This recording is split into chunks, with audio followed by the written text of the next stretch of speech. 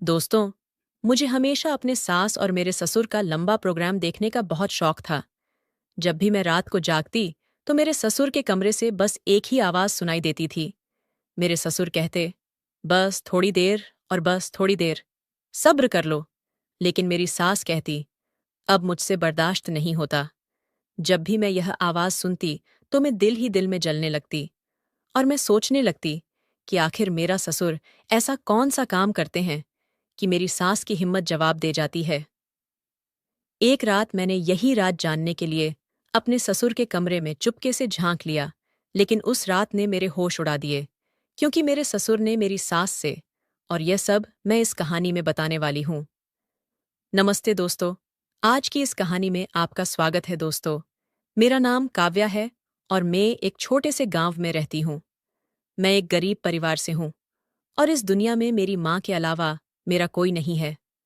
जब मेरी माँ ने मेरी शादी की तो सिर्फ इस शर्त पर कि वह अपनी बेटी के साथ ससुराल में रहेगी। जिस घर में मेरी शादी हुई थी वहां दो लोग थे, मेरे सास और मेरे ससुर।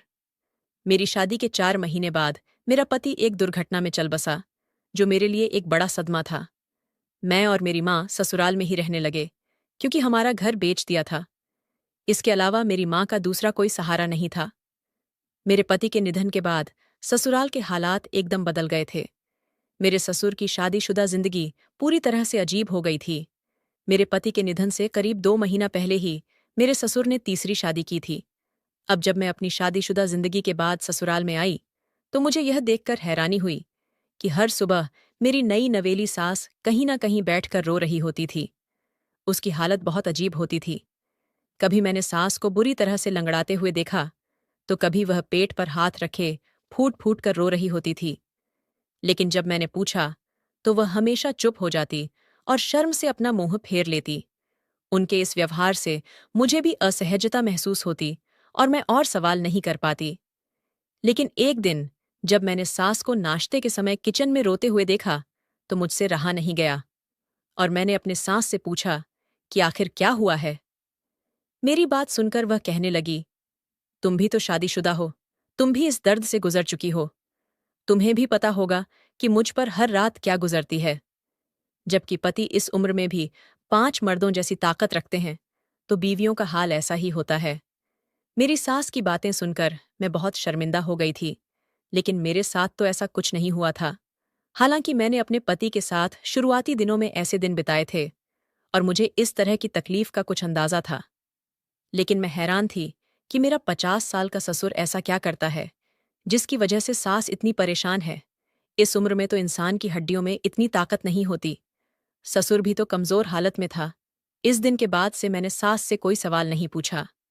15 दिनों तक मैं खामोशी से उनकी हालत देखती रही और दिल ही दिल में अपने ससुर की ताकत पर हैरान होती रही। मेरी शादी को ज्यादा समय नहीं हुआ था और मेरा पति हफ्ते में 2 बार भी मेरे करीब आता था, लेकिन उसके बाद वह बहुत थकान का महसूस करता था। हालांकि मेरा पति 20 साल का जवान लड़का था, जबकि ससुर तो रोज रोज ही सास को परेशान करता था। हर सुबह सास भीगे बालों और लाल चेहरे के साथ कमरे से निकलती और मुश्किल से घर के कामों को निपटाती। मैं और मेरी माँ हर रोज सास को तकलीफ में देखते थे, लेकिन हम कुछ नहीं कर सकते थे। कभी कभी तो मुझे लगता कि सास झूठ बोलती है। ससुर इतनी उम्र में रोज रोज यह सब कैसे कर सकते हैं। फिर एक रात जब मुझे नींद नहीं आई और मैं अपने कमरे से बाहर निकली, तो बिना किसी इरादे के मैं ससुर के कमरे के दरवाजे तक पहुंच गई। जैसे ही मैंने दरवाजे से कान लगाया, तो अंदर से आवाजें सुनकर मैं शर्म से पानी पानी हो गई। सास गुस्से में ससुर से कह रही थी, तुमने मेरा जीना मुश्किल कर दिया है, कुछ तो शर्म कर। मुझे तो लगा था कि यह सिर्फ कुछ दिनों की बात होगी, लेकिन तुम्हारा जिद खत्म नहीं हो रहा। अब मेरी बस हो गई है, मैं इससे ज्यादा बर्दाश्त नहीं कर सकती। मुझे छोड़ दो। जबकि ससुर कह रहे थे, अभी तो वक्त ही कितना हुआ है और तुम ऐसी बातें कर रही हो। मैंने उन्हें चुपचाप सुना।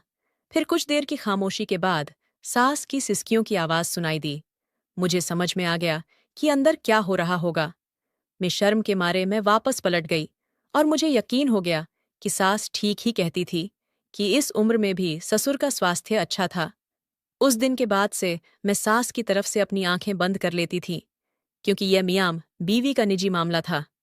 लेकिन एक दिन सुबह मेरी सास रोते हुए अपने कमरे से निकली और उनके साथ एक सामान का बैग था।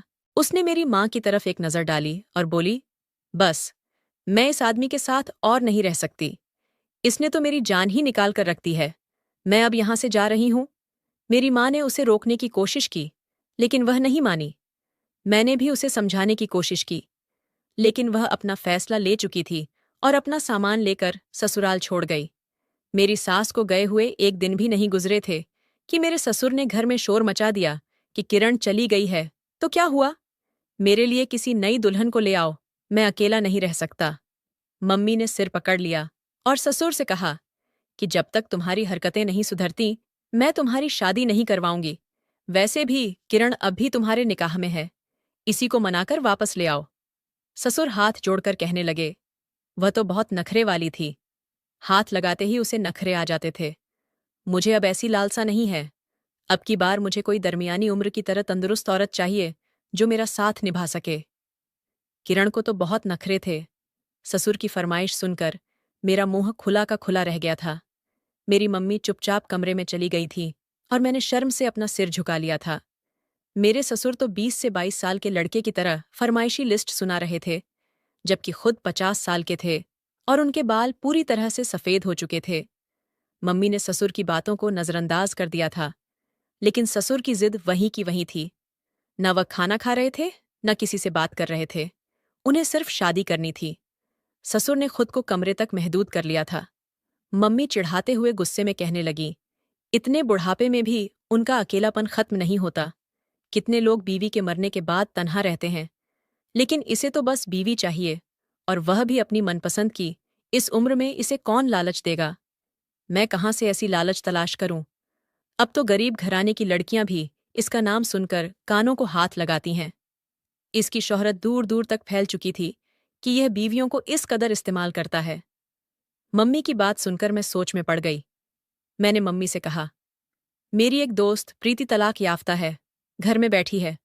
अगर आप कहीं तो रिश्ते की बात चलाती हो। दरमियानी उम्र की है, सेहतमंद भी है। मम्मी ने एक नज़र मुझ पर डाली और कहने लगी, तुम्हें मुनासिब लगता है तो बात करके देख लो, लेकिन मुझे यकीन है कि तुम्हारा ससुर इसे 1 महीने से ज्यादा टिकने नहीं देगा। ताकत की ऐसी कौन सी दवाई खाता है जो सारे रिकॉर्ड तोड़ दे? मैंने बड़ी मुश्किल से अपनी हंसी छुपाई और अपनी दोस्त की माँ को फोन मिला दिया। मेरी दोस्त बहुत तेज औरत थी, इसी वजह से उसकी तलाक हो गई थी। कोई उसके आगे ठहर नहीं सकता था, और मेरा ख्याल था कि अगर उसकी शादी ससुर से हो जाती तो फिर ससुर को उसे छोड़ने की जरूरत नहीं पड़ती। वह किसी न किसी तरह ससुर को काबू में कर ही लेती। यही सोचकर मैंने अपनी दोस्त की माँ से बात की। वह अपनी बेटी से वैसे ही नाराज बैठी थी, क्योंकि इसने अपने घर में भी बड़ा फसाद मचा कर रखा था। इसलिए वह फौरन राजी हो गई। हालांकि मेरी दोस्त और ससुर के बीच उम्र का काफी फर्क था, लेकिन मेरे ससुराल की हालत भी कुछ खास नहीं थी। इसलिए कुछ दिनों बाद मेरे कहने पर सादगी से मेरी दोस्त की शादी मेरे ससुर से हो गई। वह रुखसत होकर हमारे घर चली आई, लेकिन कुछ दिन बाद उसने भी वही सब कहना शुरू कर दिया जो पिछली वाली सास कहा करती थी। वह भी ससुर के साथ गुजारा नहीं कर सकती थी और वापस जाने की बात करती थी। मैं हैरत से अपनी दोस्त से पूछने लगी, आखिर तुम ससुर के साथ गुजारा क्यों नहीं कर सकती? वह मेरी तरफ देखकर कहने लगी, इस बूढ़े में कुछ ज्यादा ही जान है। मैंने तो यह सोचकर शादी की थी कि इसमें अब दम नहीं होगा और मेरी जिंदगी आराम से गुजर जाएगी, लेकिन यहां आकर पता चला कि यह बड़ा हट्टा कट्ठा है। और तुम्हें पता है ऐसा क्यों है? मैंने इनकार में सिर हिलाया तो वह आहिस्ता से मेरे करीब आई और कहने लगी, क्योंकि यह जो खास नुस्खा इस्तेमाल करता है, यह इसका नतीजा था। यह कहकर वह वापस अपने कमरे में चली गई, लेकिन मैं सोच में पड़ गई थी। धीरे धीरे मुझे समझ में आया कि ससुर ऐसा कुछ खाता है जिसकी वजह से उसके अंदर इतनी ताकत है। मैंने तो अपना सिर ही पकड़ लिया था। ये बात मेरे जहन में कभी नहीं आई थी। फिर मैंने दबे लफ्जों में मम्मी मुझसे ये बात कही तो मेरी मम्मी ने कहा, पता तो करो ससुर कौन से नुस्खे इस्तेमाल करता है। ऐसा ना हो कि अपने नुस्खों की वजह से नई दुल्हन की भी जान ले ले और वह भाग जाए। मैंने कानों को हाथ लगाए और कहा, मम्मी, मैं तो उन मामलों से दूर ही ठीक हूं। पहले ही बेवा होकर यहां बैठी हूं। तुम्हारे खर्चे के साथ साथ अब मेरा खर्चा भी ससुर ही उठाता है। फिर मैं कैसे ससुर के मामलात में दखलंदाजी कर सकती हूँ? मेरी बात सुनकर मम्मी मुसीबत में सिर हिलाने लगी, क्योंकि हमारा सब कुछ ससुर के दम से ही था। इसलिए उसने ससुर को अपने काबू में रखने के लिए उनकी शादियां करवानी शुरू कर दी। लेकिन कोई भी लड़की ठहरी नहीं। जो भी आती, कुछ दिनों बाद खामोशी से घर छोड़कर चली जाती और ससुर फिर शादी के लिए जिद करते। अब समझ आ रहा था कि लड़कियां क्यों चली जाती थीं। मेरी एक दोस्त भी मुश्किल से 2 महीना ही टिक पाई और फिर एक दिन वह चुपचाप अपना सामान बांधकर ससुर से तलाक ले लेकर चली गई। उसके जाने पर ससुर बहुत अफसोस में थे और रोते हुए कहने लगे, मेरी किस्मत में बीवी का सुख ही नहीं लिखा है, जबकि मैं अपना आखिरी वक्त तन्हा नहीं गुजारना चाहता। ससुर की हालत बहुत खराब हो गई थी। सास के जाने का उन्हें बहुत सदमा था। वे मम्मी से कहते, मैं अब कभी शादी नहीं करूंगा। यह सुनकर मेरी मम्मी को सुकून मिल गया था, लेकिन ससुर ने फिर वही बात की। लेकिन अकेला भी नहीं रह सकता। वह सारी रात घर में इधर उधर चहलकदमी करते और सारा दिन परेशान नजर आते। उन्हें तन्हाई बिल्कुल बर्दाश्त नहीं थी और इस बात का मुझे भी अच्छी तरह अंदाजा था। फिर मम्मी ने ससुर के लिए लड़की तलाश करना शुरू किया। एक रिश्ते वाली से बात की तो रिश्ते वाली ने बड़ी अजीब सी बात कही, तुम अपनी बेवा बेटी की शादी इससे क्यों नहीं करवा देती? घर की बात घर में रह जाएगी और तुम्हारी बेटी भी बस जाएगी रिश्ते वाली की।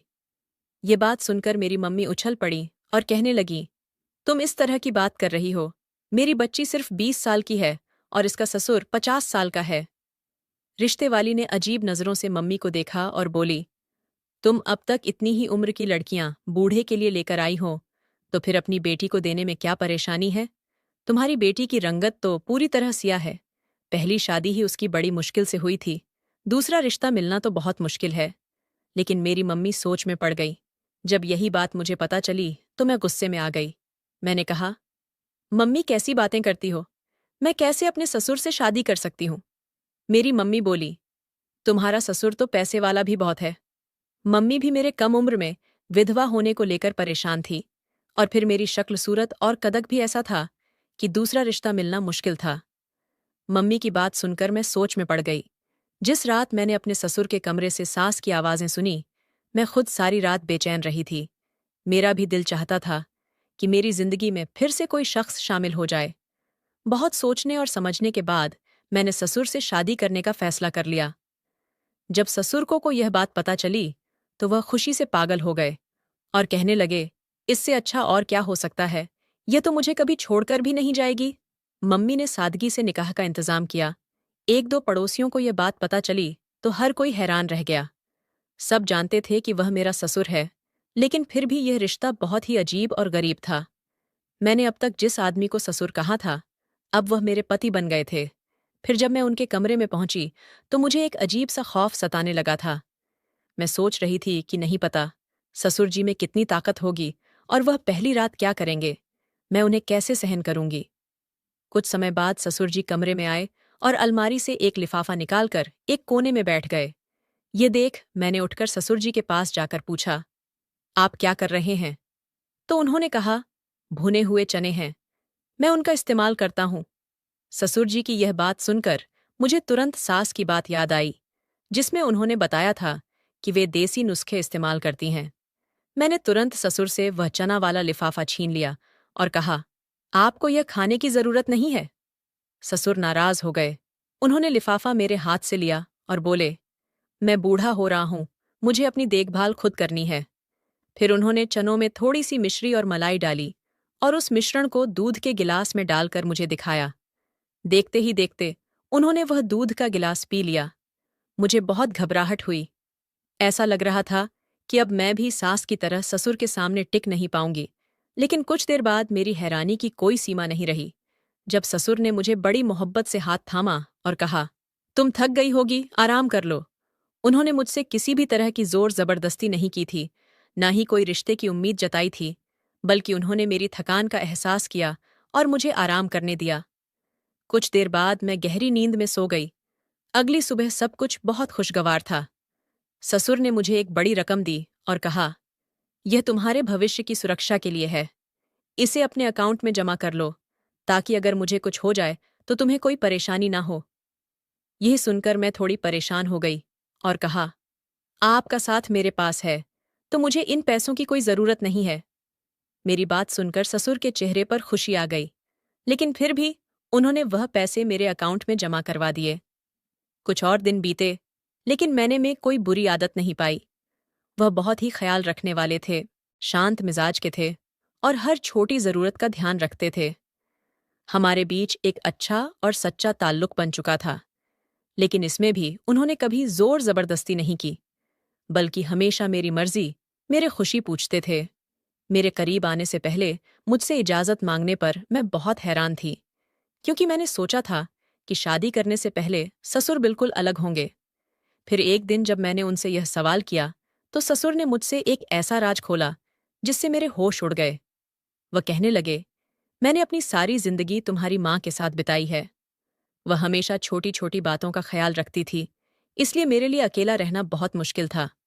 शादी करने का ख्याल हमेशा मेरे मन में था, लेकिन जब भी कोई लड़की शादी करके आती, वह मेरे पैसों पर ध्यान देती। जैसे मैंने तुम्हें तुम्हारे भविष्य के लिए पैसे दिए थे, वैसे ही मैंने अपनी पहली बीवियों को भी शादी के बाद पैसे दिए थे, ताकि उन्हें लगे कि मैं जल्दी नहीं मरने वाला और वह खुद को गैर महफूज महसूस ना करें।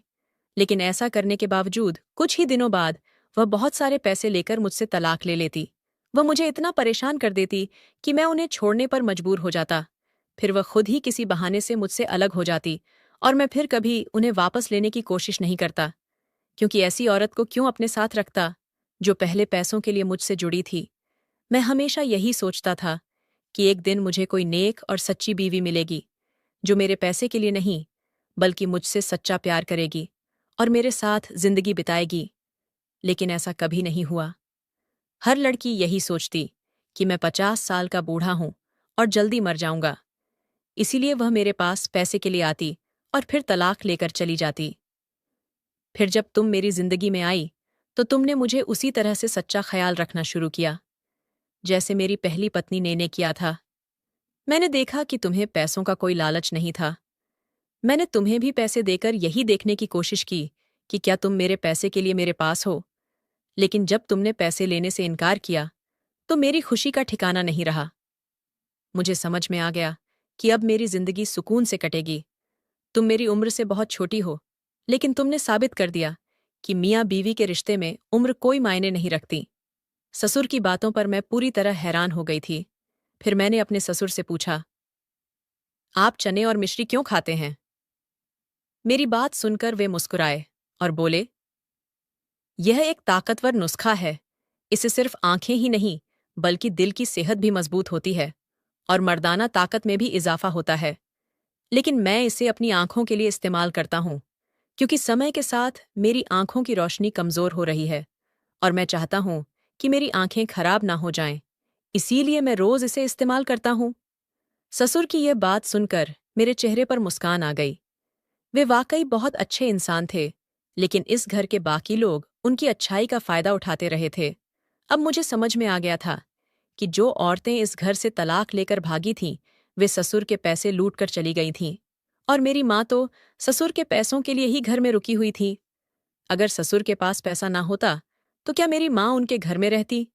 अब मुझे समझ में आ गया था कि यह दुनिया पैसे के पीछे भागती है, और जब पैसा मिल जाता है, तो रिश्तों की कोई अहमियत नहीं रहती।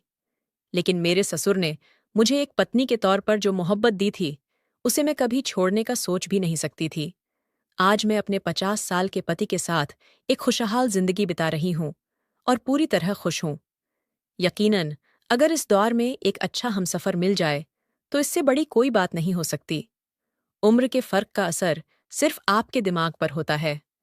अगर इंसान तंदुरुस्त और ताकतवर हो, तो वह आसानी से एक दूसरे की तमाम जरूरतों को पूरा कर सकते हैं।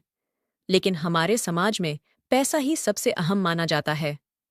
अगर पैसे का साथ हो, तो रिश्तों की भी कदर होती है। अगर इंसान सादा जिंदगी जीता हो, तो वह हमेशा खुद से ही जूझता रहता है। तो दोस्तों, आपको यह कहानी कैसी लगी? कमेंट करके जरूर बताएं। अगर आपको यह कहानी पसंद आई हो, तो इसे लाइक करें और अपने दोस्तों के साथ शेयर करें। आगे भी ऐसी ही रोमांचक कहानियों के लिए हमारे चैनल को सब्सक्राइब करें और बेल आइकन दबाना न भूलें, ताकि आप हमारी कोई भी कहानी मिस ना करें। धन्यवाद।